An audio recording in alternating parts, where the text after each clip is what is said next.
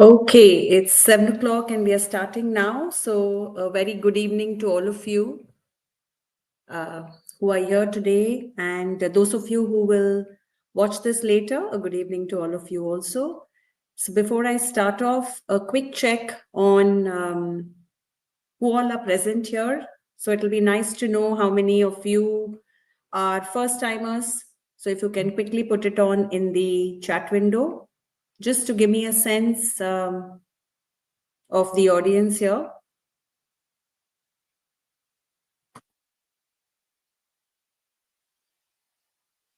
So while I wait for the message, maybe I just kick off. Yeah, Shubhangi, good evening. I just want to get a sense of how many of you on the call today have taken CAT before? And also tell me whether you're an engineer or what is your undergraduate degree. So if you can just put that quickly in the chat window. I'm looking on another screen. Oh, there is a Suresh Menon. When is MICA result? That's out of syllabus today. Okay. But someone will text back for that. Okay, so let me get started and maybe all will warm up as I go through the session now. Just give me a minute. Okay. My screen is visible. Just a quick check.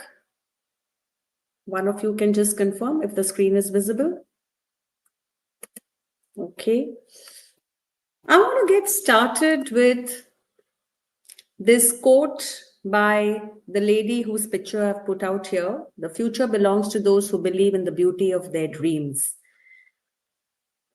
So as we wade through today's session, one of the things which all of us do, I'm sure, in many years of our life is dreams.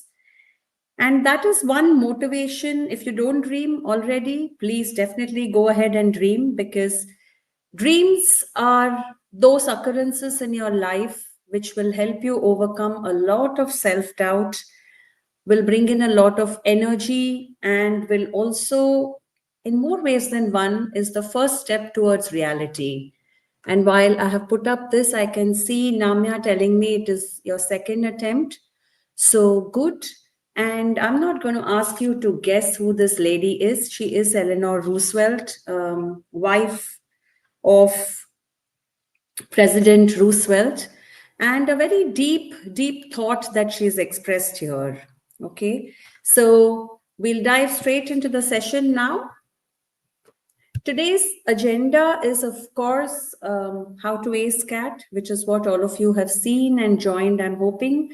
And so that's the syllabus. So what's in syllabus for the next 120 minutes is we're going to discuss everything else, everything around CAT, A to Z of CAT in more ways than one. What is not in syllabus is all those other questions which are coming up in terms of when is this result? Will I get through? You know, if you've taken CAT this year, we'll reserve that for next time or another session. So my request to those of you who are here is to stay focused on what we're going to cover today. And my first question to you, those of you who have logged in, and I'll admit it's very difficult for me to take a session where you're not sitting in front of me, or I can't interact with you, or I can't see you, because I'm looking at my own face, and it's really not, what you call a feeling of interaction. But I'm going to try my level best, and it'll be great if you all can text in the chat window. Okay, so before we go to goal setting, how do you think the market is today in terms of job? Those of you who are in colleges, how gung-ho are you, or how convinced are you that you're going to get a great job? If you can type it out there quickly. Hello?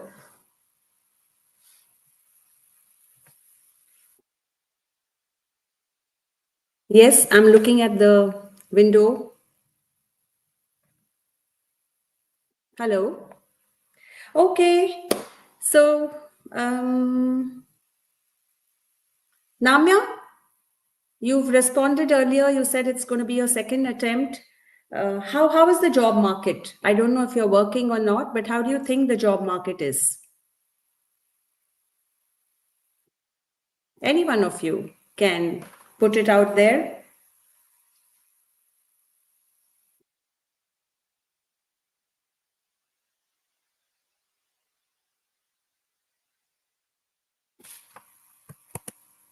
Okay, there is no response. Let me progress. The job market over the last 2-3 years has been a little low, and a lot of people who are working are trying to get to do their higher degrees. So today's session we're going to cover a lot around MBA, but it's very important at this stage to get the context right. And before I delve into the MBA, I just want to take you through a very simple exercise which you can do, and I can see that the interaction is not happening very well, so I'm going to try and do this as a lecture or a session, or more like a monologue. So whichever stage of life or career you're in, one of the important things to do is to go ahead and set a goal.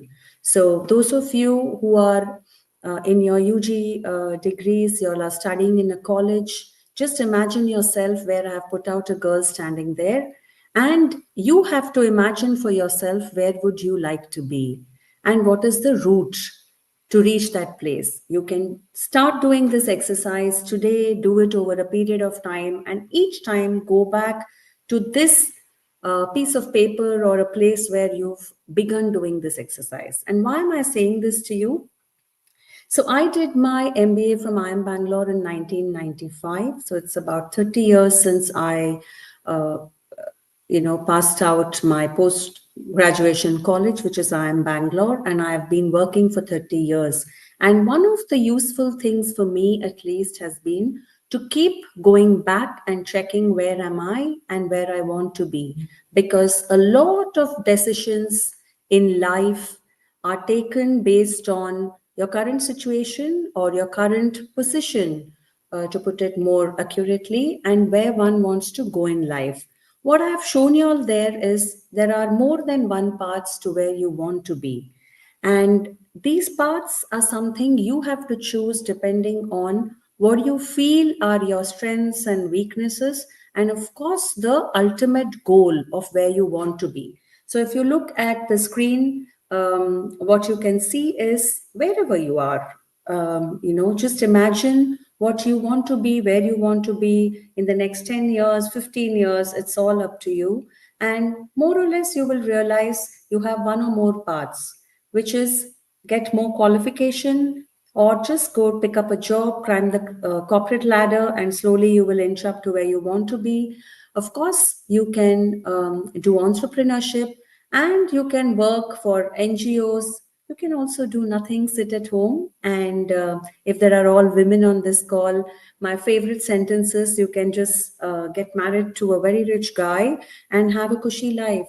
So what you want to do is a factor, or it's a decision you have to take based on where you want to be and where you are currently in life. And all I can tell you with my personal experience and what I have seen around happening to people, if you pick up good qualification, it gives you a great stepping stone or a booster to where you want to be in life. And without beating around the bush, I will tell you one of the good postgraduate qualification is an MBA. Of course, those of you who are still in college can think about various things to do. You can go ahead, do a post graduation in the stream that you are in. Those of you who are in engineering can do an MTech. You can pursue research. You can do a whole lot of things, or straight off get into a job. But whichever path you take, you add an MBA degree to it. It will boost or catapult your journey forward. And I'm saying this from my own personal experience, as well as those I have seen around myself, around me. Yeah. So before I move ahead, one of the things I would request all of you who are watching me right now or listening to me is try and get into a mode of evaluating, assessing where you are presently and where you want to be. And believe you me, some of these could change very rapidly because you as a person, a live human being will change. What happens to you, your past experiences and the experiences that you go through will determine or decide a lot of what you want to do in future. The environment could change, but this entire goal setting exercise will always come in handy wherever you are, however deep or long in your journey you are. Okay, and the session is for women. I know some men are also on this, watching this. Feel free to. And a lot of what I say will apply to women and men equally.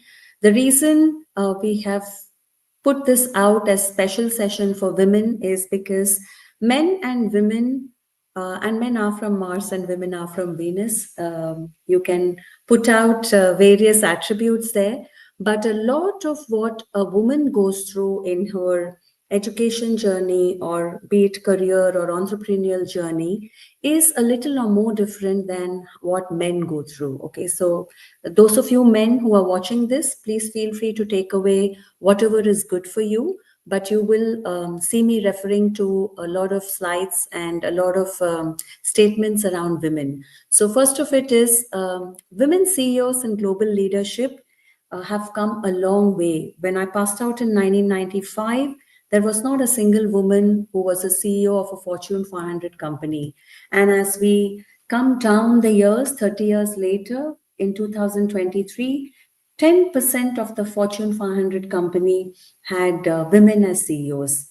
The reason that I have brought this up is because all of the women who are listening to me today, I'm addressing you on two counts. One is, as a woman, I think you can make a lot of difference in your own life if you equip yourself with the right tools, with the right qualification, and make the right moves. That's part one.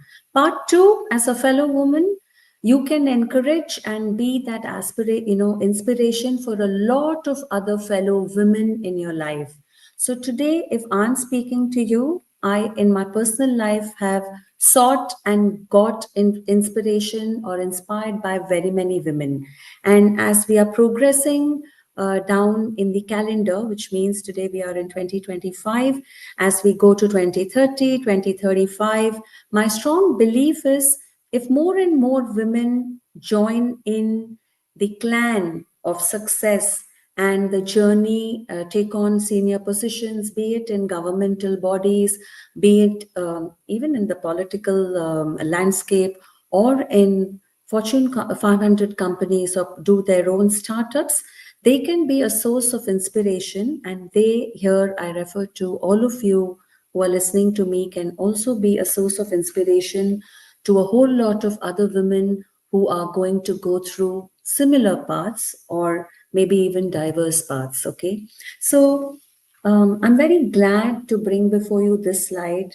And I'm saying this because as I started my career, I had very few women I could look up to or go to when I had to discuss things. Whereas today, if you look around, each of you could look around yourself, and you will see quite a few women who are available to you to go do a brainstorm, or to seek inputs, or to just put your thoughts forward and have a nice discussion. With that, I come to the core of today's conversation or session, which is what is an MBA. And while this slide is on, I have picked up my phone because I've logged in on YouTube there, and I want to just go through your comments so that I can make it more relevant for those of you who are live with me here today. Okay, so Namya, thanks for writing in. It's your second attempt, and I'm going to touch upon, if you're taking CAT the first time, what should you do? If you're taking it the second time, what you should be doing, and so on. Okay, Tarasha, I will answer your question. Is MBA going to be difficult? And first, I want to know, what does MBA stand for? in your opinion or view, okay?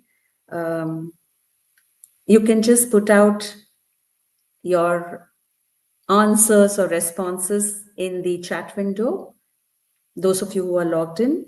And Namya, yes, it's too much to balance.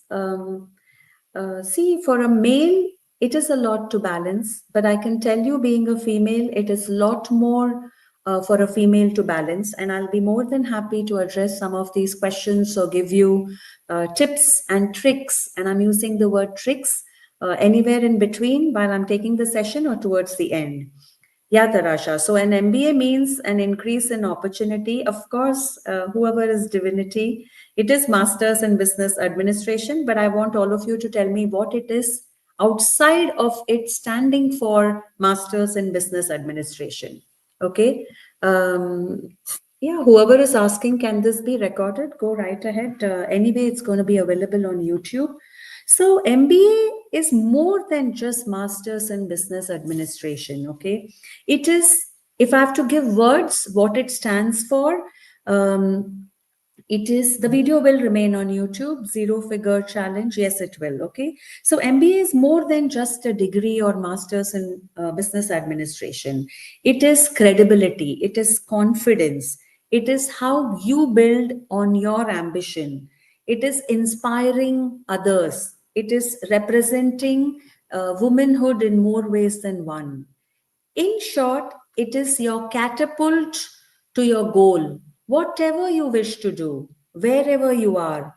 If you equip yourself with a degree called MBA, it will help you more than it would have without an MBA. So, in short, MBA is, yes, Tarasha, it's about an efficient, quicker, easier way to reach your goal. Now, does this mean if you do an MBA overnight, you can become a CEO? The answer is no. But your chances of becoming a CEO are far higher if you equip yourself with an MBA degree. So once you equip yourself with an MBA degree, you will do much better than you would have without an MBA degree. So in more ways than one, I'll draw a parallel to COVID. All of you have gone through those COVID days. If you took a vaccine, it doesn't mean you will not have COVID. It only means your chances of having COVID are lesser. And if you do end up with having COVID, the severity will be far lower than what it would have been without that vaccination. So MBA is a Jira Goli, a silver bullet, whichever way you want to look at it. It gives you a stage, or it sets you up for a super journey to success. Now, a lot depends on what you do with it once you get that degree in a matter of speaking. Okay, so let's go to why MBA. Okay, and maybe I can just be on this slide and ask you, why MBA? Why should you do an MBA? What all does it give us? I've let out the answer. I told you confidence. I told you it gives you a lot of credibility. It gives you a catapult into your journey. But in your own words, what does MBA equip you with? What are the benefits of doing an MBA?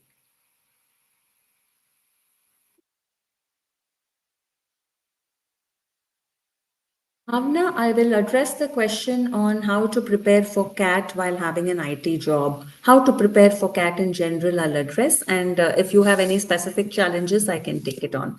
Okay, so without any further ado, MBA simply gives you better career prospects.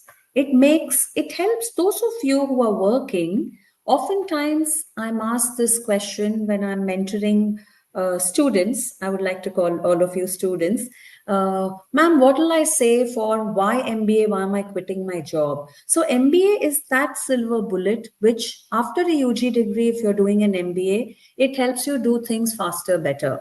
But if you worked for 3 years and you feel that that trajectory, it's moving in a direction which you don't want to, MBA also gives you an opportunity to change your path. So I know many people who say started off, since they did hotel management, they might have started off on the journey working with 5 stars or wherever, and suddenly realized, hey, if I continue on this path, I will maximum reach X position in my life. And this is not where I want to reach. So the person goes ahead and does an MBA. And there are times where I have seen, and it's not funny, it's the truth, a lot of engineers finally get into financial roles, doing project appraisals.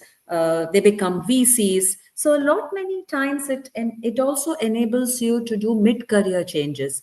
Of course, goes without saying that it equips you with a whole lot of management and leadership skills. It gets you a higher salary package, and it brings you immense networking opportunity. So if I look back at my batch, and we had a reunion we have every year, and when I went for the reunion after very, very many years, some 3 years back, I met with a lot of my batchmates who are CEOs and leading top companies and really successful people. And I would count myself as one among them. And what it actually allows you is to build that network right when you're doing the MBA. And what you see on the bottom of the slide is a quick trajectory to what can happen to you if you do an MBA. It opens millions of doors, in short, is what I will say. Yeah. So turning limited opportunities to unlimited is one. And MBA is a great leveler. So a lot of times I come across women and men, of course, who come from tier 2, tier 3 colleges, or they would be working in a company which is not one of the top 1,000 companies in the country. How do you then maneuver or ensure that you're having a great career? So you go, and if you manage to get into a good B school, your life is reset, which means you're almost at par with many others who are there from a top tier school and or a top organization. Okay, so MBA is a great leveler as well. Okay, yes, Siddhi, it gives a great chance to build strong personal brand. Yeah. Aditi is saying, I have humanities background. Can I switch my career to marketing or entrepreneurship? The answer is yes, and capital. So one of the things, like I said, MBA gives you, it is a great leveler, which means if you're from a tier 3 college and you're struggling to get a great job and you're worried about how you would rise up the corporate ladder, just go simply blindly do an MBA. Okay. Similarly, you did humanities because it was in vogue, and you suddenly realize, hey, psychology or history is not my forte. What do? You quickly go and do an MBA. Okay, you can really pivot your way if you do an MBA. So the answer is yes, to all those questions. Now that brings me to hey, can I just go and do an MBA from anywhere?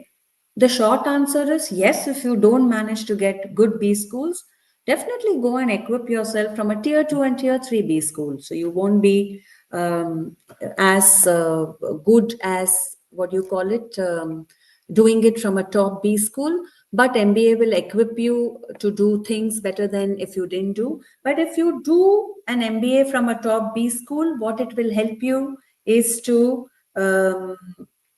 it'll help you get jobs in some of these top companies. And at this stage, if I need to, I can pause and take a few questions.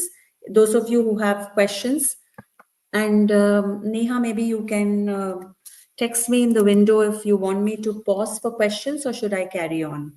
Okay, I'm happy to take questions at this stage before I delve into CAT. Are there any questions?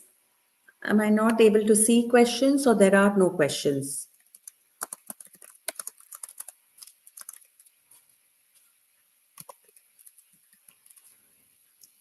Yeah, so maybe I can take questions. How are you going to? Okay, let me just go and see the window. Okay.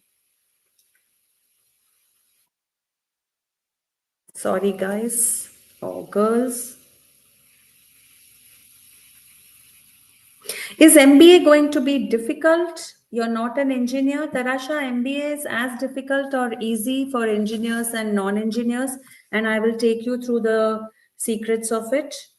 Aditi, you've been an average student. Is it?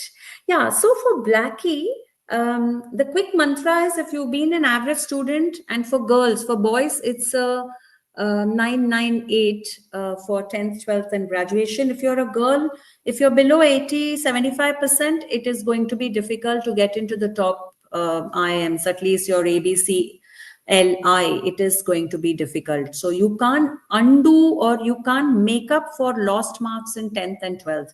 Of course, if you've still not graduated, there is a, that is some place where you can make a difference.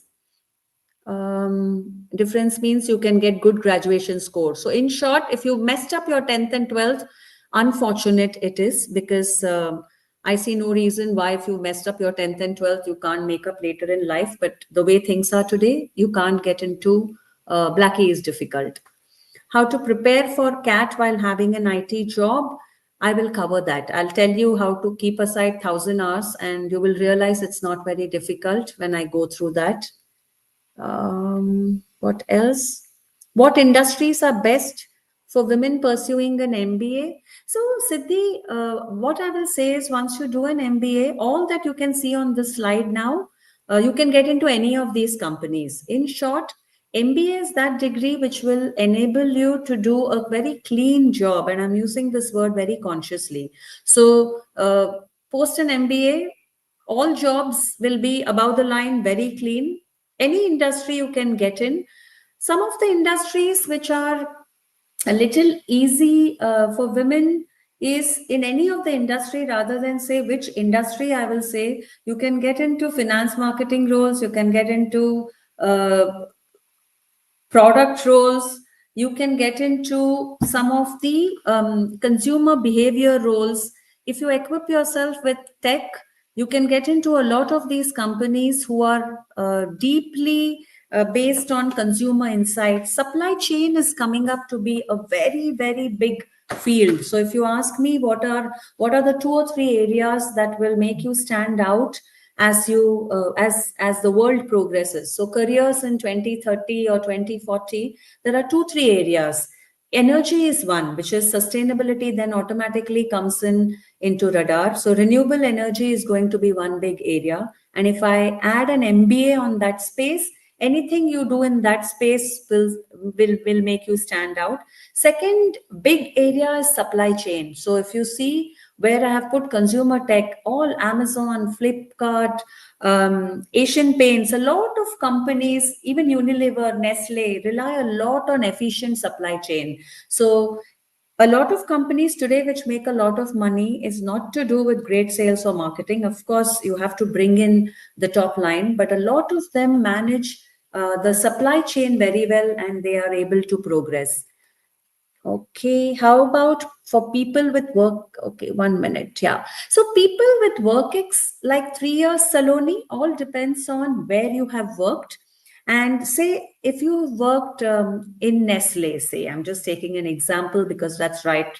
And if you worked in marketing, then post an MBA, if you pursue something in marketing, MarTech, and I'm going to add tech to everything that I speak, because tomorrow, if you don't equip yourself with tech, you're going to be jobless. A lot of people are all the time worried, will AI make me redundant? AI will not make any human redundant, but AI will make those humans who don't have knowledge of AI redundant. So, Saloni, to answer your question very simply, if you are from a finance background and you're already working in a financial services company, post an MBA, if you pursue financial services or fintech, it'll be very good. But if you want to make a pivot to marketing, it's not very difficult to do that either.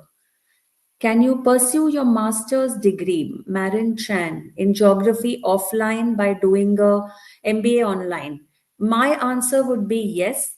It all depends on how smart you are and how much of a time management guru you are. And all I will tell you, Marin Chan, what you're asking me is something which everyone should do. So while you're pursuing an MBA, you should definitely, so for example, if you're pursuing an MBA in finance, you should definitely do micro certifications. And if you're doing MBA in finance, you can pursue a CFA. So the moment you equip yourself with more qualification, be it via studies and getting a degree, or be it by live projects. You're going to be better off than someone who doesn't do all of it. So you can pursue masters offline while doing an MBA online, or you can do the reverse. While pursuing an MBA offline, you can pursue a master's online. And if you don't want to pursue masters also, I would always say try and get micro certifications. That is the other way of life, or that's how life is going to be going forward. Can we get into finance or tech with an aerospace background? Anushka, the answer is yes. And like I said, a lot of engineers with hardcore mechanical or chemical engineering degrees breeze in their finance careers. And my favorite, what I'm going to say now is something which I say often. When I joined IIM Bangalore, my background was commerce, and I did accountancy for 5 years. And I was not surprised that the engineers who joined with me, they did A to Z of accountancy in 3 months. So MBA is a degree which is not a depth degree, it's a breadth degree. And MBA is a great leveler. So if you have an engineering degree, to get finance breadth happens in a jiffy. If you have a commerce degree, to get language breadth happens in a jiffy. So in more ways than one, CAT as an entrance exam, or all MBA entrance exams are what are just what you call a mini experience of what you will undergo in the B schools. So 1 minute, have I answered that question? Okay, give me a minute. Can your master's degree in history help you in your MBA degree? So, Bardhan, a master's degree in anything will be as good as a master's in anything. So, what I want to say here is, if you have a master's degree in history, are you better off than a graduation in psychology? No. So, you are equal to an engineer, you're equal to a person who's done psychology, you're equal to a person who's done commerce. Because the minute you'll get into that B school, your journey is reset to zero. So just remember that. And a degree will not come in handy more than some other degree, nor will it come in as a handicap. Except if you have a degree in history, I'm assuming you will be better in language. But if you're naturally good in quant, then I don't know, which means you just have to go through the 2 years there, which will bring you at par with anyone else there. How is MBA online different from MBA offline? So, Marinchan, an MBA online depends on where you do it from. I think ultimately online or offline is as good as how much you consume, but the placements will make a big difference. So, where you do an MBA from is actually going to decide what your starting point will be in terms of your companies or your salary. That's all is going to be the difference. Okay, just give me a.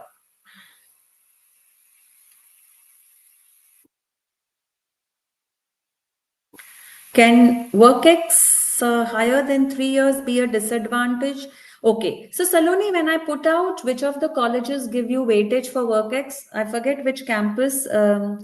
I think Rohtak, one of the campuses, in fact, gives you disproportionate weightage to WorkX. So there are B schools which give weightage to WorkX. There are B schools which don't bother giving weightage to WorkX. So it's not an advantage or a disadvantage, but it will give you, it's not a handicap, but it will give you advantage for some of the B schools. And one of the things, since I'm on that point of advantage, let me tell you, as a female, you have a great advantage over your male counterparts, those who are aspiring to do an MBA. And if you're a female, how many of you have heard the word GEM? GEM? What do you understand by that? In the chat window. You all know what a GEM is? General engineer male. And I can only tell you, if you're a female, you're a GEM already, because you have a 10-point approximate starting advantage to any of your male counterparts. Okay. I'm a BDS final year. I want to do my MBA. Yeah, so Meenakshi, I can only tell you there are doctors, medical doctors who do an MBA. There are IAS people who do an MBA. There's someone who's an IFS who does an MBA. So anything that you have done so far, MBA just catapults your journey, like I told you. And of course, you can move from healthcare to marketing. And I would say you can just end up doing marketing in healthcare. So your UG degrees come in handy for you to do anything that you want to specialize in. So if you've been in healthcare, you can do marketing in healthcare, you can do finance in healthcare, you can do supply chain in healthcare, you can do a lot in healthcare. Laiba, can an average student still go for MBA, especially for CAT? Absolutely. And now I'm going to pause here for questions, and I'm going to move ahead, and I will show you how you can take a quick assessment test and see which are the B schools that will take you and what percentile you need to get in CAT. So Laiba, average student still can go for MBA. The answer is yes, but I don't know what average means. If average means you've got 60% in 10th and 12th, the top IIMs will not shortlist you because, like I said, that is one of the criteria. So all B schools have weightages, and let me now move forward.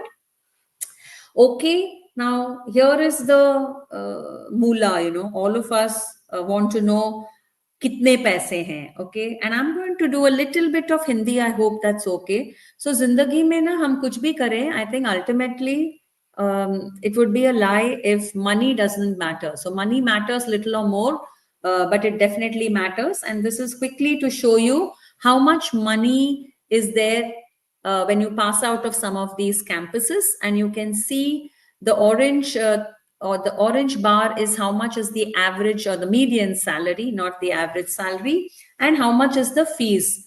And this is my introduction to you, all of you who are aspiring to do an MBA. ROI is very important. ROI stands for return on investment. So a lot of times, I'm not surprised a lot of people choose Jamnalal Bajaj, which is the last one on the screen, JBIMS, because the ROI is very disproportionate. The salary is good and the cost is a little low. But if you look at the IIMs A, B, C, you will end up spending on an average 25 to 30 lakhs when you go through the 2 years. Of course, it'll take you a couple of years if you're going to take a loan to repay that. But a degree is a degree forever. And 30 years later also, people look at, hey, which campus are you from? Of course, someone who passed out of IIM Ahmedabad today could be doing very well, and someone else may be doing not so well over someone who passed out from an MDI also. That all, it's a matter of how much of your degree you made use of and what choices you made along the way. But what I can tell you is if you pass out from one of the top B schools, it will set you up for success unless you go and mess it out of your own doing. Yeah. So let's quickly look at what is the career progression if you're a non-engineer. So if you're a non-engineer, usually this is how your career would go if you don't do an MBA, okay? And if you do an MBA, this is how it looks like. So what you would have achieved when you're 45 and 50, and I'm giving you this example based on how the current last 10, 15, 20 years have been. If you do an MBA, you can catapult, is what I said. You quickly hop on to a new bandwagon, and you can think of becoming a CXO when you're 40. I would say the way things are today, you can think of being a CXO when you're 25. As you graduate out after your MBA, you can have your own startup and be the CEO right away. So that's what happens if you do an MBA, and this is an example for non-engineer. Let me come to MBA from where? Does it matter? yes, it matters. But what matters more is how do you reach there? So if you're going to do an MBA from India, what are the exams that you need to look at? So CAT, ZAT, NMAT, SNAP, all this that I've put on the left side are the exams you would have to take if you're thinking of an MBA from India. If you're looking at an MBA from abroad, you add 2 more exams, GMAT and GRE, but CAT is also accepted in some of the schools which I have listed there. So why is it important for you to know what are the entrance exams you need to take? Because if you don't know, you're going to miss taking them. And while on this slide, I'm going to tell you that do not restrict yourself by taking just 1 or 2 exams. Remember, the syllabus or what you're going to cover, what you need to study to take these exams is more or less the same. So at least there is a 70% or 80% overlap. So you may as well do your planning well and do a plan A, B, C, and take some of the exams which will get you an opportunity to explore other B schools also. Okay. So something like a CAT, ZAT, NMAT, and SNAP you must take. If you are looking at marketing as your or communications as your career, MyCAT is something you should take. If you're looking at Bajaj, you should definitely take MHCAT. Now, if you want to spread your wings a little further and you're open to looking at schools from outside of the country, definitely try and go in for a GMAT also. Now with a CAT also you can apply to some of these colleges overseas. Indian colleges have also begun to accept GMAT, and if you take GMAT along with CAT, then it also works as plan B for the colleges in India which accept GMAT. Okay. I'm going to land you to the colleges and what is their rating in a way, so this tier 1 colleges, tier 2 colleges. So you can take a screenshot of this. So you see cluster 1, and in that again we have segregated it as A, B, C. So the top B schools are A, B, C, L. I will add Excel, Bajaj also in this bucket. And then you have the Xavier's, ISB of the world. In fact, ISB, we can debate it, but I would rank ISB as one of the best schools in the world. And ISB has now opened up a 20-month program with zero WorkX also. So that's one of the schools all of you must aspire and target. Okay. Then of course you have the other business schools. You have the baby IIMs, you have NMIMS, and you have some of the other schools like the IIFT, which fall in the second cluster. And then in the third cluster, you have the XIMBs, you have further baby IIMs like Rohtak, Kashipur and all. MICA, while it is coming in the third cluster, all I will leave you with is if you're very interested in marketing and communications, MICA is one of the top schools. So remember, when we are speaking about clusters, it is overall rating or ranking. But when you talk about some specialization, you might prioritize some of the schools like MICA ahead of some of the schools in cluster 2 or 1. Okay, I just leave you with that thought. As you go through your journey, you can delve deeper into some of this. Okay. Now, if you want to look at schools overseas, there are a whole lot of schools. I'm not going to delve deeper into it, but you can take a picture, go do your own deep dive into some of this. Okay. Let's come now to getting into your dream B school. And before that, let me just quickly see if there are any questions. Namya is asking, should I focus solely on top tier colleges or is that too much pressure? Namya, if I were you, I put out a first slide which said dream. So you dream and feel confident, overcome your self-doubt and go aim for the top tier colleges. But having said that, you should always have your plan B and plan C in place. And what I'm going to show you now in the next 10-15 minutes will cover or will answer your question, whether you should focus solely on top tier colleges or should you do a little more. I don't know about pressure because I don't know you as a person, but I will, I will address that now. Tarasha is asking, I got calls from top tier 2 colleges, but I want to get absolutely, Tarasha. If you want to get into the top 5, you have to work the hard miles, and I'm sure you will get in. Except, like I said, if you messed up your 10th and 12th, even God can't help you, because unless that rule changes, you can't do anything about it. Okay, so let's look at getting into your dream school has what all. It has stage 1, which is your test score and your profile score. Test score means what score and hence the percentile you will end up with when you take the entrance exams like CAT and MAT, etc., etc. Profile score means there is a certain set of things that have happened to you which gets aggregated into a score, and I'll come to that in just a bit.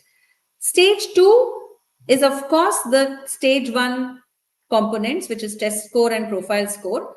And then there is something called the VAT, which is the written ability test, and personal interview. So at the end of stage 2 is what decides whether you get into that B school or not. At the end of stage 1, what the decision is on where you get a call from. Okay, so this is what happens at stage 1 and stage 2. Okay, ma'am, does 0 work experience and low 12th marks get me a place into these colleges? Okay, so see, Srinidhi, 0 work ex is no problem, okay, but low 12th marks will get you to certain colleges, will not get you to certain colleges. So I don't know what low means. If you're saying it's 85 percentile, 85%, you still have a chance to the top 3-4 B schools. But if you're saying you got a 65, then sorry, you never, even if you get a 99.99 percentile, you're not going to get a call. Okay, I don't know if exceptions and miracles happen, but I'm saying from what we have seen so far. Okay, so now let's look at, and this is the question someone asked, what should I aspire for, right? So if you see the top circle, which is orange, that is the circle for probable test scores. So if you know based on your preparation where you will end up, that is that circle. And the left bottom is the yellow circle is your aspiration schools. And the blue circle is schools matching your profile score. Okay. So based on this, you can decide which schools to target. Is it easy to decide? The answer is yes. Suppose your probable test score, your schools matching the profile score, which is what we said is phase 1, stage 1, matches your aspiration schools, it is a safe bet. What do I mean by it? In 10th, you got 95%, 12th, you got 95%, graduation, you're confident of getting 90 or you've got a 90%, and you are very sure you're going to get a 99.9 percentile in CAT, and your aspiration school is IIM Ahmedabad, it's a safe bet because everything is moving well. But suppose your aspiration school is IIM Ahmedabad and your probable test score is 65 percentile, which means gone. And your schools matching your profile score, Ahmedabad doesn't figure in because you got a 70% in 10th, 65 in 12th, and you messed up your graduation. What is the thing? Hard luck. Sad, in fact. Because while aspiration is IIM Ahmedabad, the remaining 2 criteria don't work. Now, suppose your school's matching the profile, IIM Ahmedabad qualifies for it, which means you got 95 in 10th, 95 in 12th, 90 in graduation. IIM Ahmedabad is an aspiration school, but you're not confident in cracking CAT. Then you work hard and you ensure you get a probable test score, which will get you into IIM Ahmedabad. So in short, if you make use of these 3 circles, it will tell you whether you need to work hard or you just make up your mind and say, hey, I'm never going to get into this, so let me look at other B schools, which means you have to then rework the list of your B schools. Okay. Ma'am, 70% in 12th, 75 in 10th. So see, 70% in 12th is a killer, Arpita. I don't know offhand, But if you've got a 75 in 10th, above 75, there's still a touch and go chance. 8.67 CGPA Polomy is good, but your 72 in 12th is a little bit of a dampener for the top B schools. Okay. Okay. So profile score is 10th score, 12th score, graduation score, work experience score, gender diversity. All of you are, I know all of you are not females on this session, but yeah, if you're a female, you get scores for that and you get marks for academic diversity. So one of the things the B schools and everyone else is doing very well is to ensure that there is diversity in their portfolio. So a lot of B schools are also encouraging females, they are encouraging non-engineers, some of the B schools are encouraging WorkX because they feel if they have a diverse population, the batch will function very efficiently. So Srinidhi, 78% in 12th is okay. See, 75% and above for females is still a little okay. Okay. So let's look at this entire weightages. How does the weightages span for which of the campuses? Okay. So if you look at the right most column, total of 100, okay, CAT score contribution, if you see for IIM Indore, which is the second last row, is only 35 out of 100, which is 35% is given for CAT score. But IIM Indore gives 39 points out of 100 to 10th. So those of you who've done badly in 10th, just forget IIM Indore. But can you look at ABC? Yes, because it is only a 10% weightage. So if you have to read IIM Ahmedabad, those of you who are aspiring, 10th, 12th and graduation is a 30 out of 100% weightage and WorkX has 5%. Girls don't get any additional mark or very minuscule mark for IIM Ahmedabad. If your academic diversity, you don't get any marks. So IIM Ahmedabad is purely going on your academic score and a little bit on WorkX and everything else is dependent on the CAT score. Whereas IIM Bangalore gives you a 10 point out of 100 on WorkX. Okay, so this is a kind of a grid which will help you to also choose the B schools based on how well or how badly you've done in your 10th, 12th. So those of you who've cracked it in 10th and 12th, IIM Indore is more or less assured, even if you mess CAT a little, because the CAT weightage is only 35. Okay, quickly now, all of you seem to be aspiring for the top B schools, which is very exciting for me. Shelly says, yeah. So Shelly, 12th, you've just scraped it, 75% girl. If you're a female, I've seen a lot of B schools will still call you, and 19 10th is good. So you could just cut to chase for top B schools. Abhijit, why are you attending this session? But okay, I'll answer your questions. 91 in 10th, 88 in 12th. So graduation 65 is terrible. So it's usually for men. I'm assuming you're a male. It's 998, Abhijit. Okay. 83. So 998 is thumb rule. If you're a female, 75 or 8, which is 7.58 is okay for 10th and 12th. That's usually the thumb rule. Meenakshi, you're okay. Siddhi, your graduation 7 could be a little bit of a dampener. Shelly, if you have 4 years of WorkX, there's no problem. And some of the B schools, like I said, give more value. Damon, okay. 83, 62 is bad, Damon. See, unfortunately, Damon, what happens is, I know some of the boards, this 10th and 12th scores is also dependent on the boards, but the IIMs don't care. The top ones don't care. Whoever is PM, 66.9% won't get you into the top B schools. Okay. How much does profile matter?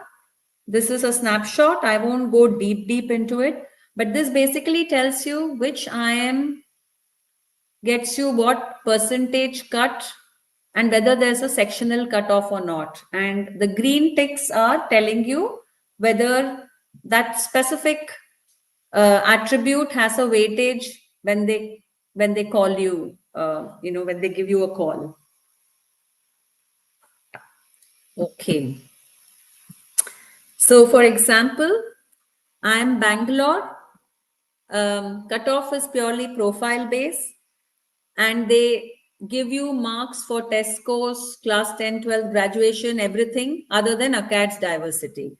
Okay. Whereas I am Kolkata, graduation score is not taken. So those of you who messed up your graduation, I am Kolkata, you can still aspire. So that 998, which I said, if graduation score is a little messed up also, you're okay for I am Kolkata. And this is for the remaining IIMs and the IFT and FMS of the world. Okay. Okay. Now let's go to, do girls get an advantage? Okay. And at the beginning of the session, I covered why MBA is useful. And also I touched upon a topic saying each of you who are doing this can be an inspiration for someone else. Now, a lot of colleges, B schools including, are looking at encouraging women. And each of you who's a woman here, unless the men are wanting to do a sex change, which I think is very difficult, you won't do it just to get that gender diversity. But those of you who have this natural advantage should just go right and make full use of it. So gender diversity points, who's giving how much is listed there. There are a few campuses which don't have a gender diversity points, but they have other diversity points. So all you women are naturally 10 out of 100 points you've got in your pocket when it comes to Kozhikode, Shillong, Kharagpur and IIT Bombay. You've got 5 points in your pocket when it comes to IIM Bangalore or Lucknow. Okay. Meenakshi Jha is asking, will a 1-year compulsory internship be considered WorkX? So see, if you've been paid and it's a formal internship with a letter and a proper payment, it will be considered. Otherwise, it will not be considered. Okay. Now, this is the secret I was telling you about. Career Launcher has a profilizer, a B school profilizer. If you fill in certain fields, it will tell you the effort you have to put in and what are the chances that you have based on your profile. Of course, what percentile you need to get is on the x-axis to get into some of these B schools. So all the top B schools are a part of the profilizer, and you can feel free to scan from the screen. You can feel free to scan and go through this if you've already not tested out the profilizer. Okay. Just give me a minute. Okay. And how many women are there in which of the campuses? I just thought it's an interesting, you call it trivia or information for you. So those of you who want to go to male-heavy campuses can go. But IIM Kozhikode, Shillong, etc. have more than 50% women. IIM Rohtak has 73% women. The number of calls they send out to women is way higher, so poor men. IIM Kolkata and Lucknow are the lowest at amongst the top IIMs at 36 and 35%. IIM Bangalore has a good contribution. When I was at IIM Bangalore, it was definitely not so high. So all I can tell you, ladies, is times have changed. There is tailwind in your favor. So go and soar or fly high is what I would say. Okay. Polemy below 75 and above 70 and all. So I'm only telling you, you definitely aim for IIM. Only your ABC will be out of reach. Blackie will be out of reach. The remaining are within reach.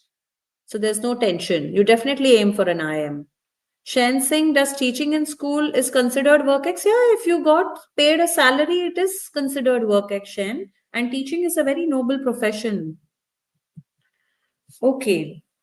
So let's look at sharp differences in cutoffs, percentile cutoffs for men and women. Okay. So if you take IIM Ahmedabad, okay, and now when I get deep into CAT, you will realize to get a score of 75, how many questions you have to get right. So, and to get a score of 53, how many questions you have to get right. But as a thumb rule, one right question is 3 marks. And assuming you have no wrong question, a difference of 24 marks, 77 minus 53 is the difference between a male and a female, which is roughly 8 questions. So a female has to get only 53 divided by 3. Quickly, you all want to do that math? What is 53 divided by 3? So roughly you have to get 18 questions right if you're a female, whereas if you're a male, you need to get roughly 26 questions right. So there is, a female gets a discount of roughly 6 to 8 questions for IIM Ahmedabad. That is the kind of differential treatment I want to sensitize you and tell you that is working to your advantage. So the top IIMs, A and B, you have tremendous advantage over your male counterparts. So those of you who've got great 10th, 12th graduation scores or, passing scores there for these IIMs, definitely aspire for the top IIMs. What is Ranjita asking? 90. Yeah, Ranjita, that 6.9 is a scraper for your graduation, but yeah, you outside chance you could get in. You could get a call from the top IIMs also. Okay, then I want to bring to you some campus-specific courses for female candidates. Please have a look at it. The team has put this together. I'm sure there are more, but these are some of the specific courses for women. Shen, 1072, you might not make it to ABC. You might not get calls from there. Okay. Now, this slide tells you about the scholarship. So while there is a lot of effort by campuses to bring in women, there's a lot of effort to enable financially also. And outside of this, there are very many corporates who do a lot through their CSR. So those of you who have financial issues, you don't have to refrain from trying for some of these top campuses. Okay, now that brings me to understanding CAT, and normally I would have liked to start this section 20 minutes prior to what I'm doing now, but I'm assuming a lot of your questions are answered. So we are okay with this timing, and let me delve right into understanding CAT. Okay, so quickly before that, 2 questions I'll take. 4-year gap due to UPSC, should I compromise? Yeah, so whoever is the analyst, my quick answer to your question is a lot of times, whether you have a 1-year gap or a 4-year gap, what you did, I don't want to call it a gap, you were doing something. What was the use of that time matters more. You should try CAT 2025. And I'm assuming you were trying for all this, your 10th, 12th graduation is okay. You will get called for interview. You can always explain there. Oftentimes, these gaps, so-called gaps, work to your advantage than disadvantage. And the only one input I give all my mentees is, it is not what you have, it is how you're able to explain it that matters. Yeah. Yeah, that should be okay, analyst. Saloni, I haven't understood your question, but IIM does not. So I don't know what that means. Okay. And analyst, one thing I will tell you, you must definitely try and take CAT, because what if you get 100 percentile? And even if they don't call you, you have one feather in your cap.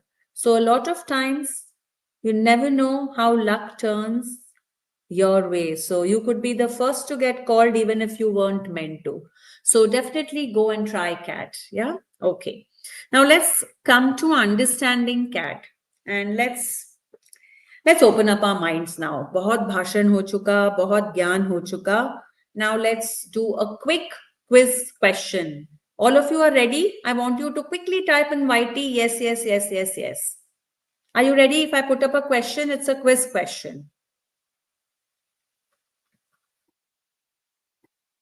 Okay, here goes. I want you all to solve this and type out the answer. Okay. If AB into CD is 1073 and BA into CD is 2117, what's the value of AB and CD? AB plus CD. So what's the value of a summation of AB plus CD? A summation of AB and CD. Considering all these are two-digit positive integers. So you have to type in, is the answer 1, 2, 3, or 4?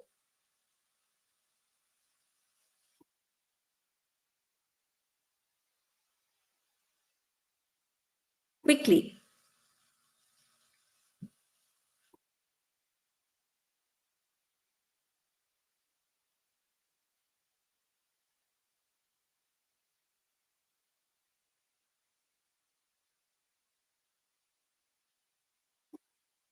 It's an easy answer.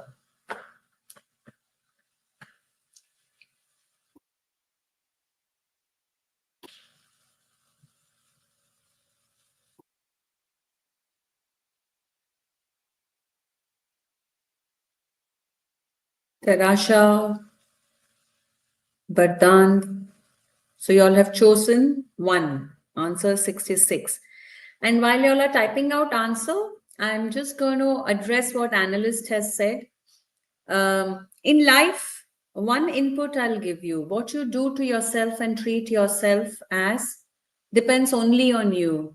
The external circumstances or outcomes should not decide what you do in your life.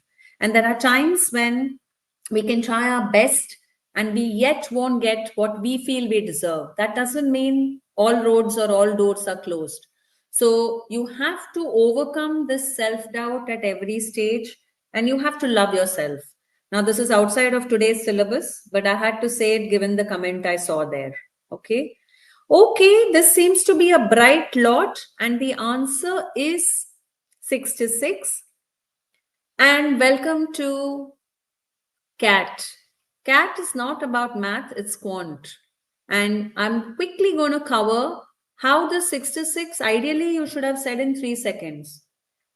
What is the trick in this question? The trick in this question is AB into CD is a odd number. BA into CD is an odd number. When you multiply odd into odd, you get an odd number as a result. So odd into even is always even into even is always even. What this tells you is AB, CD, BA and CD are all odd numbers. And given they are two-digit positive integers, there is no negative there. Summation, or if you add two odd numbers, it ends up being an even number. The only even number amongst the 4 options is 66. So the long and the short of it is, welcome to CAT. And CAT is all about jugaad. It's all about shortcuts. It's not about taking long solutions. It's not like your math exam. It's about doing intelligent solutioning. So if you all have got 66 as the answer here in whatever time you got, one thing you know is you should definitely attempt CAT, because wherever you are, we can improve from there. But the fact is you all are using this compartment of your body, which is your brain. Okay. So thoda distraction now. Management programs and exams. We went and saw what are the exams if you're taking, if you want to do an MBA in India and overseas, but this gives you a little more broader perspective as to which exam you should take for what kind of MBA. Okay. Now let's look at CAT 2025. What is the expected pattern? Okay. And this is actually the pattern for CAT 2024. Usually the patterns don't change so much. So in short, in CAT 2024, we had 68 questions. The number of questions are split equally between the 3 sections, which is verbal, data interpretation and reasoning, and quant. And then there are total questions, which is 68, out of which 20 questions were TETA questions. TETA questions are those, now in the interest of time, I'm going to not quiz any of you and I'm going to continue the session. TETA means type in the answer. What is the difference with, otherwise they're all multiple choice questions. So the difference between TETA and the rest of the MCQs is where in TETA you don't have any negative marking. So if there are 68 questions, every correct question gets you 3 positive marks and every negative question gets you 1 negative mark. Every wrong question or incorrect answers get you 1 negative marks. TETA question gets you no negative marks. So out of 68 questions, 48 questions, if you make a mistake, you can end up with minus 48. But TETA questions, you will not get any negative marks. What is the takeaway from this slide? If you take CAT, when you take CAT, remember, never miss out on a TETA question. Kuch nahi to guess karke wahan likhi dalo. So if you miss out on a TETA question means you missed out on an opportunity. Now let's look at CAT 2025. What are the timelines? I'm doing a safe assumption. All of you want to take CAT in 2025. So the timelines are as follows. Usually the notification will come around the last 2 days of July. That's what happened this year. And then you have registration, which gives, there's a 2-week window in August for your registration. Why am I taking you through all of this? Because in life, it's good to be planned. And if you know these things, you can avoid weddings and holidays during these seasons. You don't want to miss out on any action if you're serious about CAT. And then in September, you will have your last date to fill the forms and there's a form correction window. I'll only tell you, make use of this. Please ensure when you do this in September, whether you and I have another conversation or not, you all are doing it accurately, because in the CAT forms, if you're a category student, you should put that. What is your, if you're an engineer, you should put that. So if you fill the data inaccurately, 2 things can happen. You could miss out on an opportunity, and or if there's a wrong data you fill in, they could nullify the call. So be very careful when you fill out the form. And of course, early October is when they will release the sample mock. So all that you have studied till then, this is a good validation period. And in November, 10th, 11th around, you will get your admit card, and boom, on 30th November, it's usually on the last Sunday of November, the CAT 2025 exam will be conducted. So this is pretty much how the timelines work. I want to spend some time on how is CAT different from the other exams, okay? You would have done your 10th, 12th boards, you would have done college exams. So CAT is different from other exams in all those 4-5 attributes that I've put on the slide, okay? First is all questions in CAT have an equal weightage. And if you get it right, you get 3 points. If you get it wrong, you get -1. TETA questions do not have any negative marking. Why is this different from a 10th, 12th board exam? You will have short answers, long answers, medium answers, and typically the questions in 10th and 12th, if the marks are higher, the assumption is they will take longer time to solve. Whereas in CAT, it is just the opposite, which means whether you take 3 minutes to solve one question or you take 30 minutes, the weightage, the marks you will get is the same, which is 3 marks. So CAT is all about jugaad. It starts right from here, guys, because post an MBA, you're going to take on roles which will require you to strategize, which will require you to take decisions on the spur of a moment. And CAT is the precursor to what will happen to you post your MBA. So starting with CAT, you have to decide which questions to pick up first, which questions to answer at all, which question to leave. And even in that, you can apply a little bit of schema and you don't have to solve the whole question. See, some questions may not even require solving. The one example that we went through, you could just look at that question and say the answer is 66. You didn't have to solve. It was staring right in front of you. And since only the final choice matters, there are no marks for steps, you don't have to do the working. And CAT is an exam where leaving some questions is good.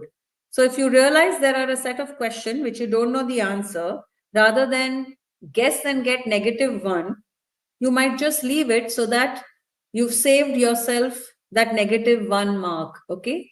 Time is a constraint, and this is again a precursor to life. In life also, time is a constraint. So CAT is, in a way, more than just an entrance exam, a precursor to your career after your MBA, as well as your life. Yeah.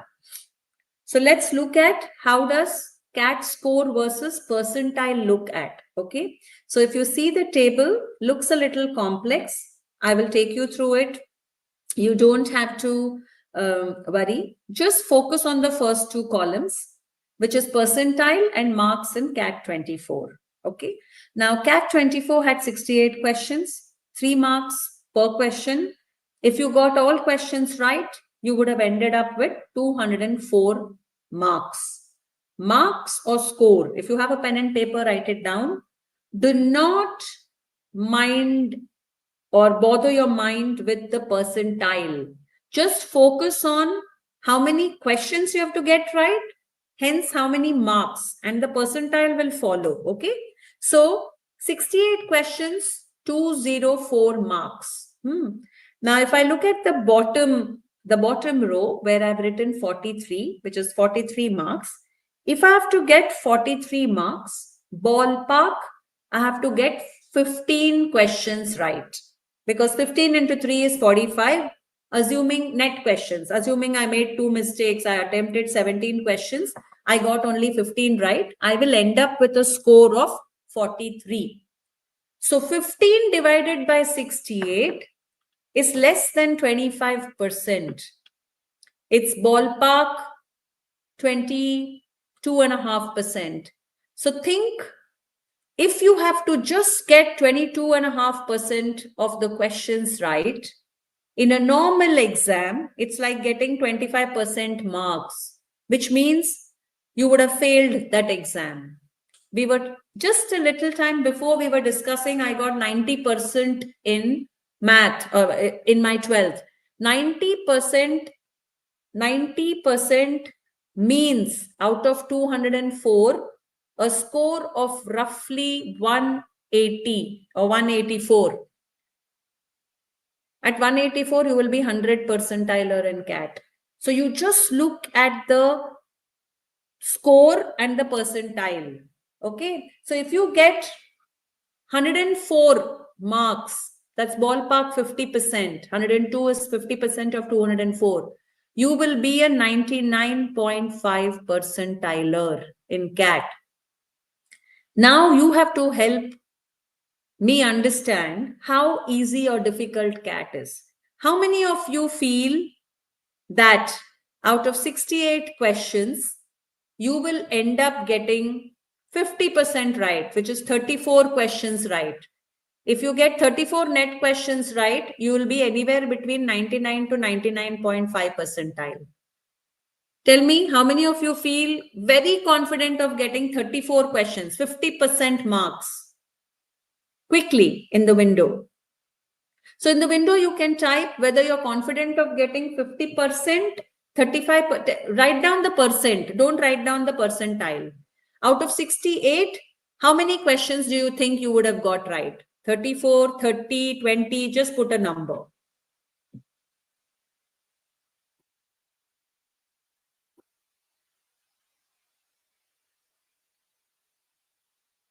How many questions out of 68? I want a number there. 30 questions, 34 questions, 20 questions. How many questions do you think you'll get right? 12 questions.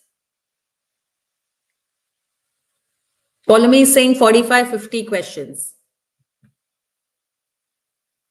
That is a score of, if you get 45 net questions right, you could end up with a score of 124. So all I want to leave you with is, if you get 15 questions right, you will be at an 80 percentile in CAT. Okay. Keep that written somewhere. Okay. If you get 40 net questions right, you will be anywhere between 99.5 to 99.9 percentile. Okay. But let's go with 15 questions right will get you to an 80 percentile, okay? Just keep that written somewhere. This basically gives you section-wise score for the net questions right, okay? You can just take a screenshot of this. Okay. So 15 questions right. Here, I'm just coming back to this slide, was an 80 percentile mark. Okay. Now, if you're 80 percentile, which is here at present, you can easily reach a 96, 97 percentile by the time you take CAT. If you get just one question right every month. Okay. Meenakshi is asking, I haven't completed graduation. Are you allowed to take CAT? Yeah, you can take CAT for experience. There's no problem. But instead of CAT, just take the mocks which some of the institutes offer. Okay. How easy is CAT? Easy, tough. Just write in the chat window while I'm going forward based on what you've seen or heard so far. Okay. Now, let me land the bad news. Okay. CAT is easy. If you're able to keep your presence of mind, choose the right questions, do the right things. CAT is tough because all intelligent people are taking it.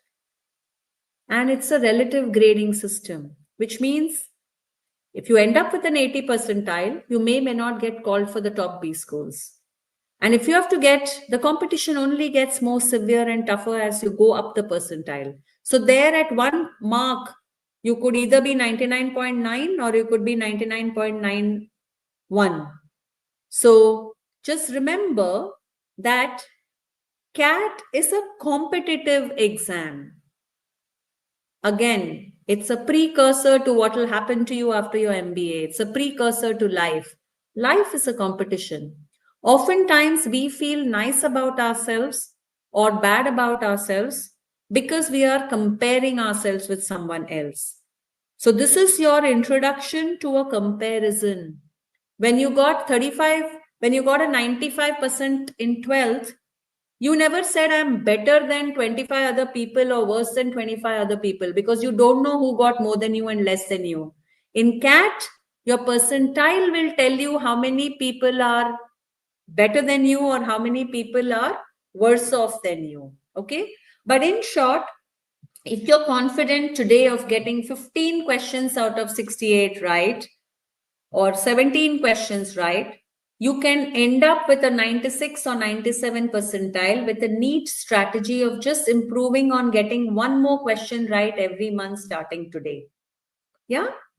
So now let's go to how each of the sections look like. What is VARC? So VARC का full form है verbal ability and reading comprehension. Is this a PhD in English? The answer is no. If you've been reading a lot of books, when I say books, I'm not asking you textbooks, but a lot of novels, and you've been reading a variety of novels, you will ace through this section. Of course, with a little help. When I say help, if you get coached, coaching is nothing but like MBA enables you to do things faster and easier in an easy manner. A coach or a coaching institute or a mentor will help you to achieve what you should in a faster and easier manner. That's all. Okay, so oftentimes we wonder, should I go and join a coaching company? The answer is as simple as if you feel you can do it on your own, sure, don't join. But I will give you a trick here. If you feel you can do it on your own in 8 hours, somebody else could help you do it in 4 hours or 2 hours. So if you feel time is precious, you should join. If you feel while you're studying for CAT, you should know kitne pani mein ho, you should join. If you feel competition excites you and gets you to do things better, you should join. In short, the answer lies with you, but a coach only will help you do things better and faster in a very simple manner. Okay, so let's come back to what is VARC. VARC is simply assessing your ability to wade through the verbal war in a few ways. So there are two sections broadly in VARC. One is a reading comprehension, which is 70% of the marks. So if 22 was total for VARC, 70% of it, which is roughly 15 or 16, will be for reading comprehension. What is reading comprehension or RC? जो हमने school में किया है. School में एक पूरा story देते थे या एक पैसेज देते थे, and they used to ask you 6 questions. This is exactly that. Okay. The remaining 8 or 9 marks are split between various elements of verbal ability. What are those? They are para completion, odd one out, para summary, or para jumble. Okay. Now, what do these mean? These are basically, they'll give you a paragraph and put one sentence. So you could have a para completion or a para insertion, and they'll tell you choose one of these 4 statements which fit well in that place, which they have left a gap. Or they could give you 5 statements and say, figure out which of these statements is an odd one. It doesn't go well with the remaining 4.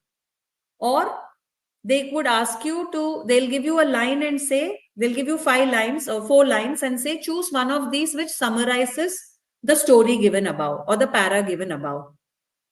Or they could give you 4 statements and say, please arrange this in the correct order.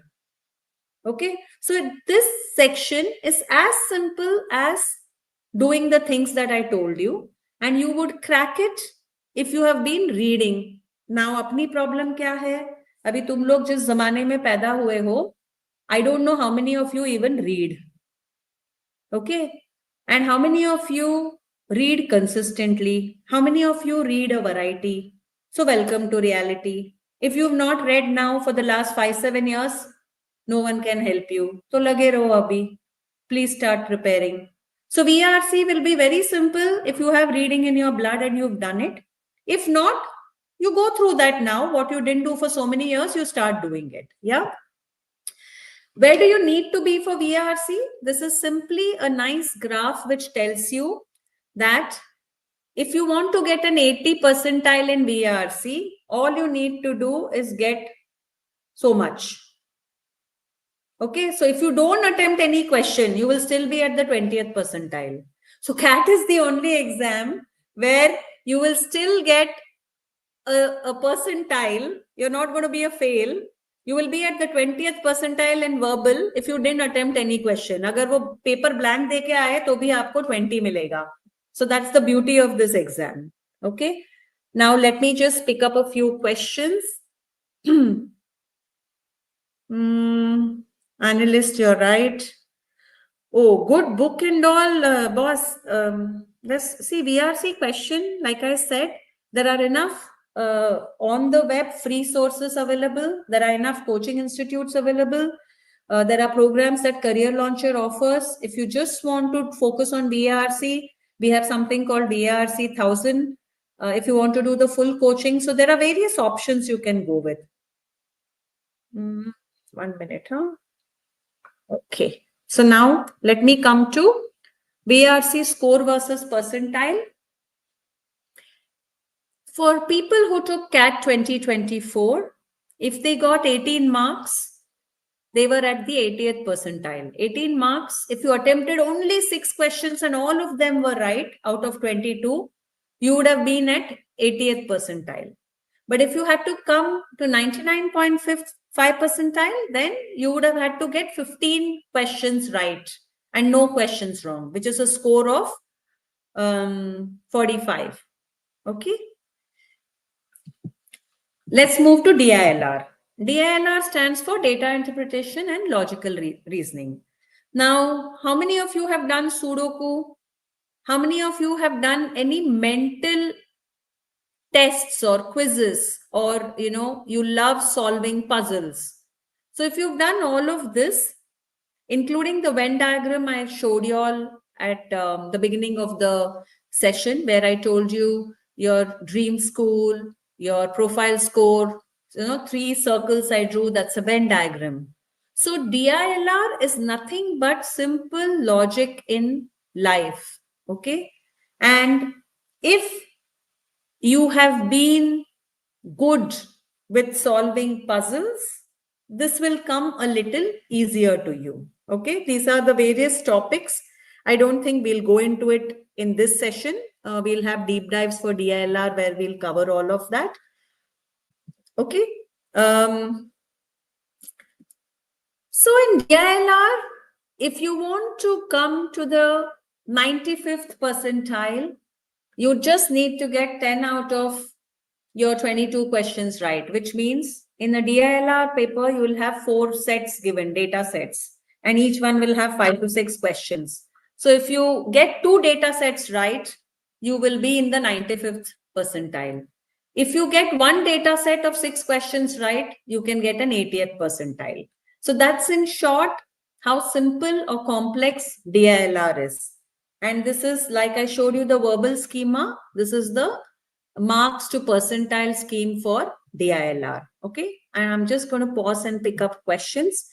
Is it possible? My God, you guys are asking which IIM. You know what I'm going to request? Aratrika, my colleague, is going to put out which IIM at what 10th, 12th and graduation score. But Shen, if you want to know this specifically for yourself, rather than knowing any IIM, if you go to the Profilizer, and I just request the Career Launcher team to put out the Profilizer link here, please go to the Profilizer. It will tell you exactly which IIMs or non-IIMs but top B schools you can get into and what percentile you need to get.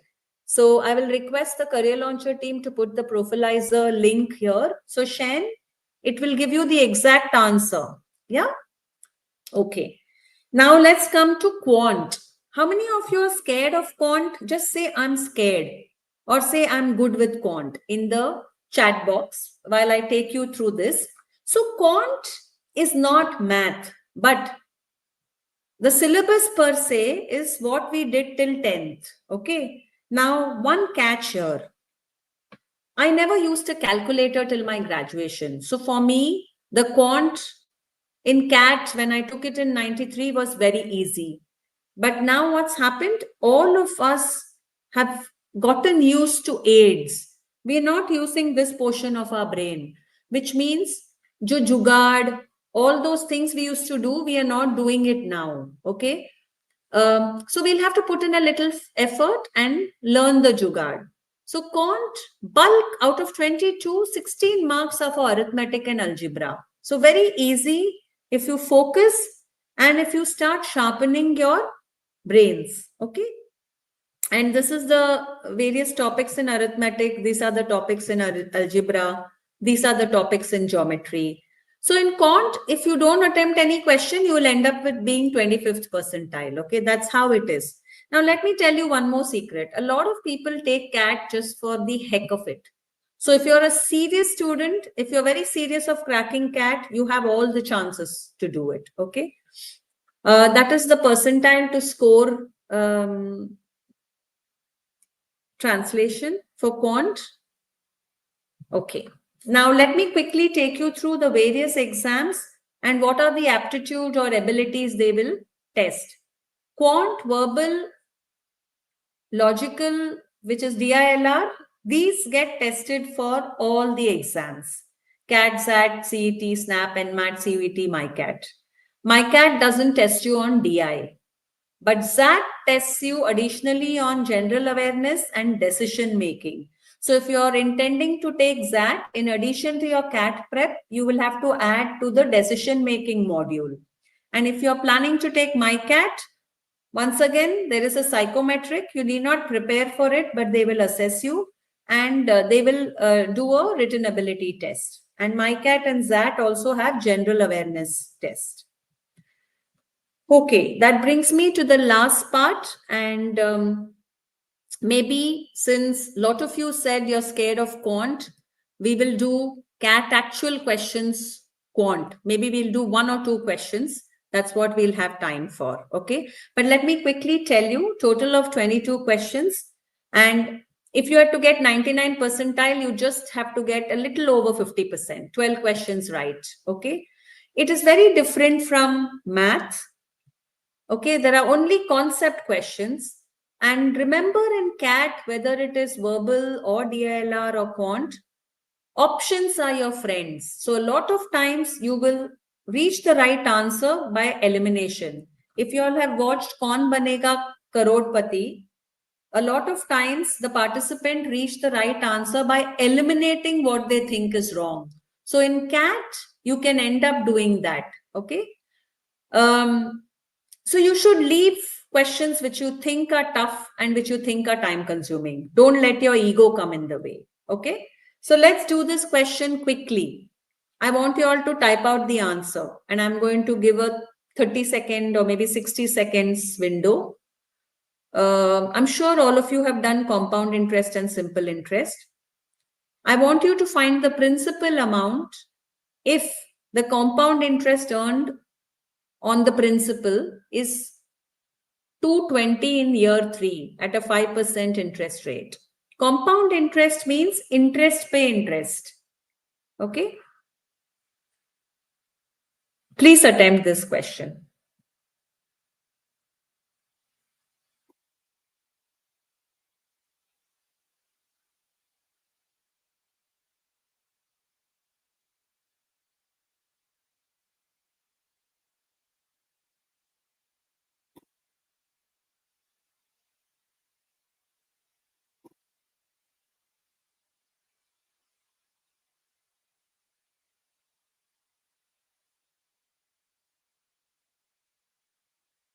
So while you're attempting, I'll just clarify or clear the concept. If we take 3,000 as the answer, 5% is 150. Okay. And we invest back this 150 at the end of year 1. So second year interest will get calculated on 3150. And third year interest will be calculated on an amount higher than 3150. So which is the correct answer here?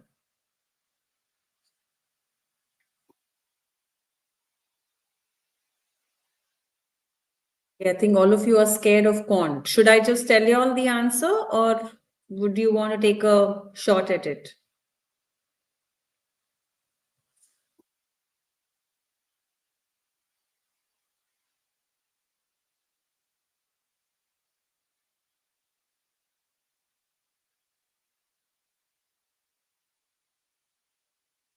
Okay. So for me, it's difficult to gauge if you all are trying. Do you all want to just type in the window that you all are trying? Or should I give the answer? Okay. So maybe I'll answer this. Okay. So in this case, like I said, if 3,000 were to be the right answer, year 1, the interest will be 5% of 3,000, which is 150. Year 2, it will be 5% of 3,000, which is 150, plus 5% of 150, which is 7.5. And year 3, it will be 5% of 3,000, plus 5% of 150, plus 5% of 7.5, which in any case will hover around 160 rupees. And here we have the answer 220.5. So I will quickly go and explore option D, 4,000, because the answer 220 is above 5% of 4,000 is 200. And if you actually do the quick math there, the correct answer will come out to be 4,000. So in CAT, when you're solving some of these questions, you have to use, rather than, if you have to go and do it another way, which is to say 220.5 compounded, there is a formula that will get very complicated. So you use substitution. You just try 3,000 and you try 4,000 and you come up with the answer. Let's try one more question. This seems to be a very complicated one. So one more thing that happens in CAT is some of the questions look very complicated, but if you read them, the answer is staring in your eye. So this question, for example, x square plus 6x minus 27 is greater than 0. It's a quadratic equation. And the second equation is x square minus 3x minus 4 is less than 0. So they're saying find the range of x. So in this, if you look at the 4 answers, A, B, C, and D, other than answer B, which is 3 is less than x less than 4, x can be 0 also, because in option 1, minus 1 less than x less than 4 means x can be 0. In option C, x can be 0. In option D, x can be 0. So what I will do is, I will quickly go and put in the quadratic equation x equals 0. So I will say if x equals 0, x square plus 6x minus 27 is minus 27, and minus 27 is not greater than 0. So I'll come to a conclusion saying x cannot be 0. So the only option amongst A, B, C, D where x is not 0 is option B. And I will take option B and move on to the next question. Yeah, Polemy. So the option or the correct answer is option B. So if you notice, and this is a real question, and I think this came in CAT 23. If you keep your mind calm, if you don't get hassled, you can crack CAT. So that's one more trick or tip of cracking CAT. I think we'll pause there. We won't do any more questions in the interest of time. I just want to quickly take you through the DILR, some tips. So DILR CAT 24 had 22 questions and 5 data sets. If you had to get 99 percentile, you had to get 13 questions right. So that's all it was. DILR has, the trick in getting DILR right is which set do you select for solving? Now, this is a big decision. So if it means you spend 5-6 minutes in just selecting the right set, it will save you a lot of trouble later. And in DILR, you avoid guesswork unless it's a theta question. Okay. So this will get you to do DILR very well. Now, based on what your target is, so if those of you who are aspiring to get 90th percentile, you need to get 23 out of 68 questions right. And those of you who are aspiring 99.5 percentile and above, you have to get 41 questions or above right. So based on your target, you start preparing today for your CAT. And this is for DILR. So if you look at, if you get 2 or 3 sets right, you would be anywhere between 90th to 95th percentile in CAT. And if you crack all 4 sets, you can cross 99.5 percentile in DILR. This is how you arrive at your target. And that's why in the beginning, I told you, don't aim for a percentile. Of course, you aim for a percentile. Then you need to know how many marks you have to get to reach that percentile, and hence how many questions you have to get right. Okay. This is how a data set looks. This is for another day, both in the interest of time. And if I get to solving this, it's going to take us longer. We can fix another time for deep dive into some of these sections. There are always these sessions going on. So those of you who are interested can pick up from there. Okay, and let me just quickly see what else I had. I think I will skip all of this. Give me a minute. Okay, preparation plan. Let me spend 5-7 minutes on the preparation plan. So we are in Feb 2025. It's 1st of Feb.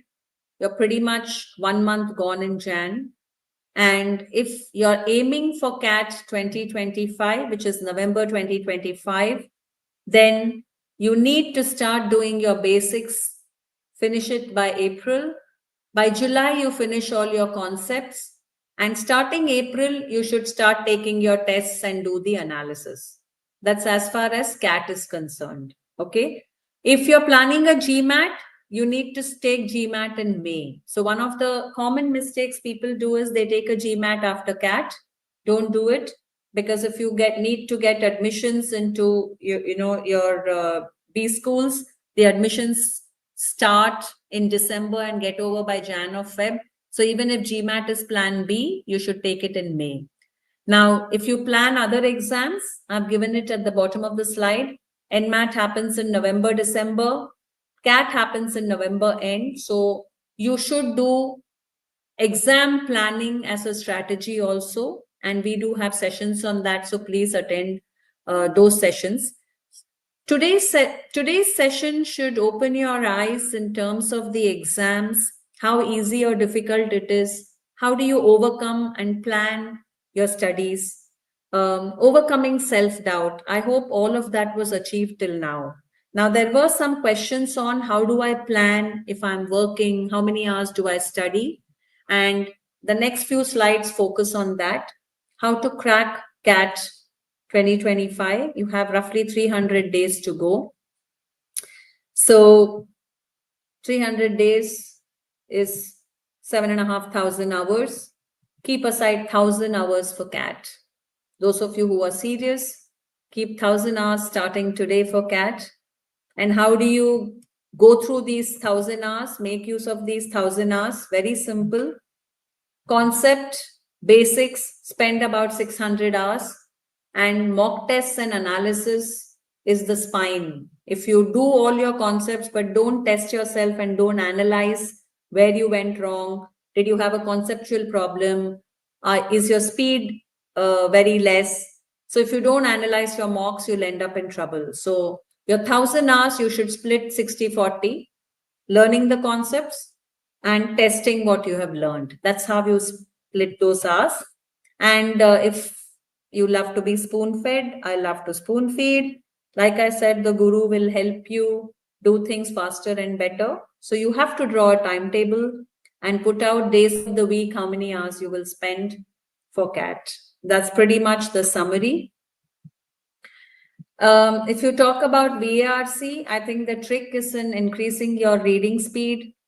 Do para-jumble summary, para-summary, read a lot of books.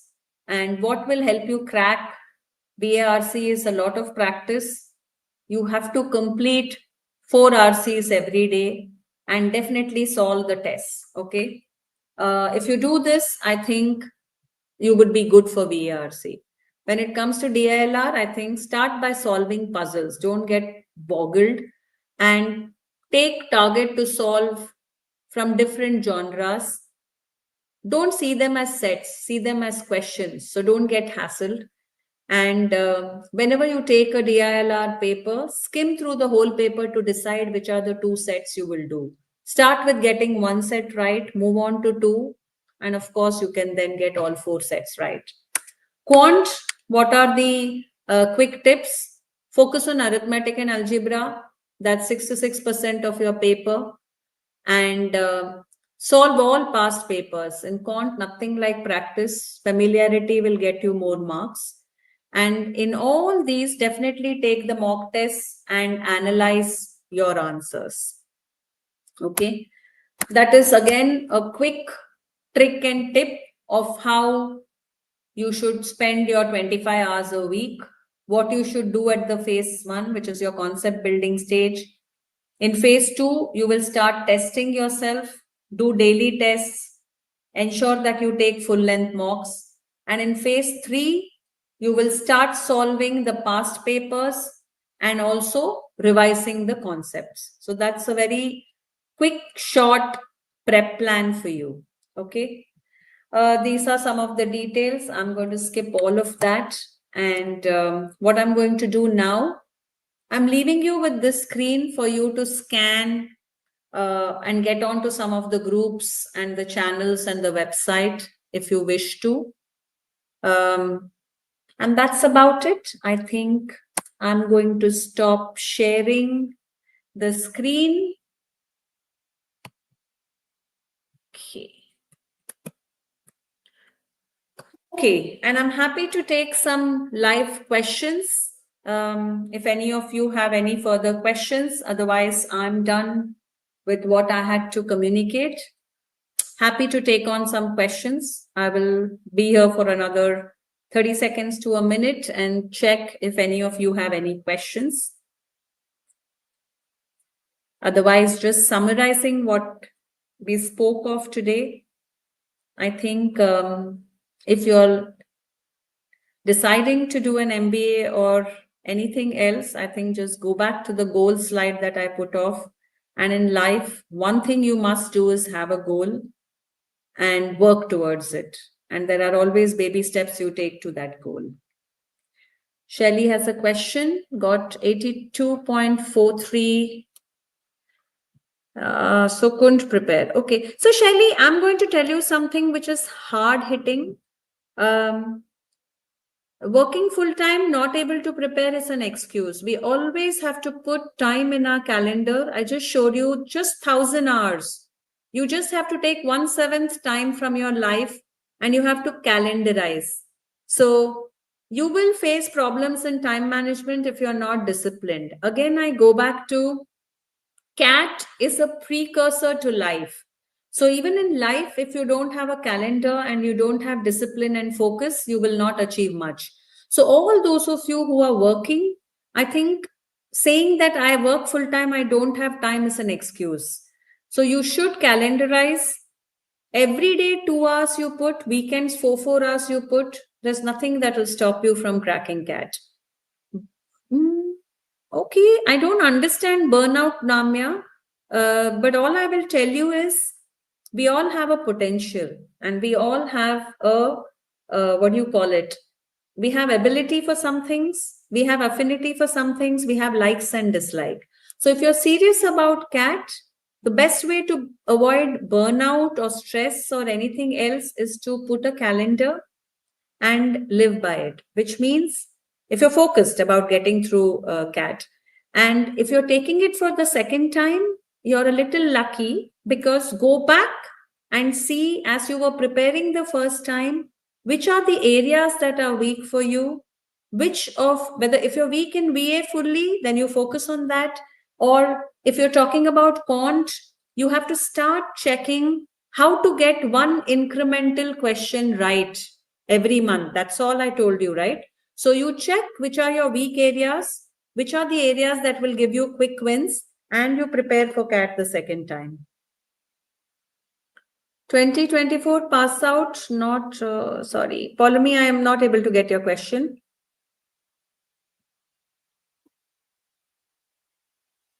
Polemy?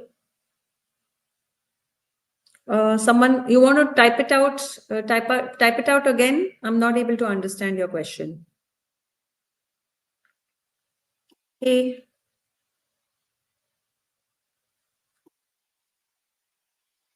Anyone else? Okay, then thank you so much, everyone. And you all can put your comments there. We'll look at it and respond and answer. So all the best to all you women. I think there are 2 reasons you should do an MBA, one for yourself and one for all the other women who can get inspired looking at you. So have a very nice weekend, Sunday, and good night. Bye-bye.